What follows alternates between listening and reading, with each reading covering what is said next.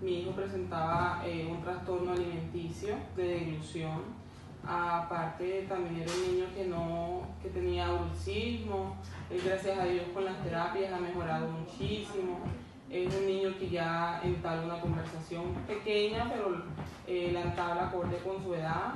Ya está tragando pues, con los alimentos, alimentándose mejor, de forma adecuada.